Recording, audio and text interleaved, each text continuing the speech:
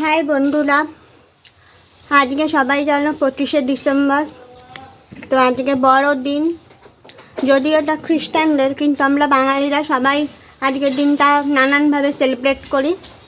তো আজকে আমি বড়দিনে সবাইকে শুভেচ্ছা জানাচ্ছি। সবাই ভালো থাকো, সুস্থ থাকো। যারা ছোটরা আমাকে দেখছো তাদেরকে বুক ভালোবাসা জানাই, আর যারা বড়রা আমাকে দেখছেন তাদেরকে প্রণাম জানাই।